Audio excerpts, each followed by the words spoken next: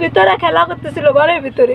আমার এই ছোট মেয়ে ঘুমাইছিল, ওখান থেকে বোমা যা ফাইটে গেছে। যে বোমা তো আমি বুঝতে পারিনি, আমিও দেখেছি, আমি তো মনে করছি বোমা। ওইটা বলের মতন লাল টেপ দিয়ে পাশে না, আমি মনে করছি কি ওইটা বল। ও আমি তো অতটা চিনিও না, বুঝেও না।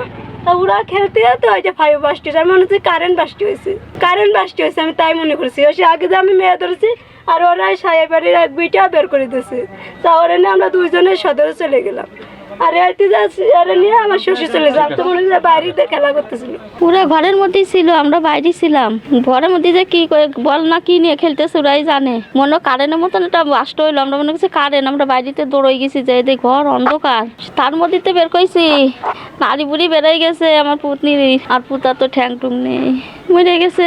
বাচ্চা দুটো ঘরের মধ্যে খেলা করতে করতে বাস্ট হয়ে গেছে।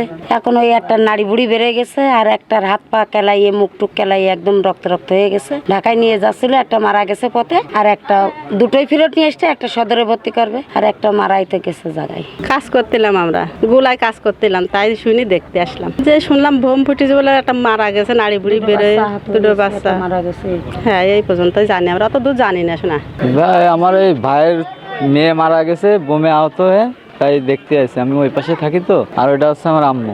তো বলে শুনলাম মারা গেছে, ওই রিক্সা চালায়, অটো রিক্সা চালায়। আমরা সংবাদ পাই যে এই বাড়িতে একটা বোমা বিস্ফোরণের ঘটনা ঘটেছে। উক্ত সংবাদ পেয়ে আমরা ঘটনাস্থলে উপস্থিত হই। আমার পুলিশের সিনিয়র ঊর্ধ্বতন কর্মকর্তারা উপস্থিত হন, ঘটনাস্থল পরিদর্শন করেন। ইতিমধ্যে সেনা সদস্য উপস্থিত হন এবং সেনা সদস্য সহ তার বোম ডিসপোজাল পার্টি ঘটনাস্থলে উপস্থিত হয়ে রেস্কিউ করে নেন। এই সংক্রান্তে আমরা ঘটনা কি ঘটেছে রহস্য উদ্ঘাটনের জন্য পুলিশ এবং ডিবি আমরা কাজ করে যাচ্ছি। আশা করি ঘটনা উদ্ঘাটন করতে পারবো। ঘটনায় দুইজন আহত হয়েছে, তাদেরকে নিয়ে ঢাকায় রেফার করেছে উন্নত চিকিৎসার জন্য। মারা গেছে কিনা এটা আসলে আমি এখনো কনফার্ম না।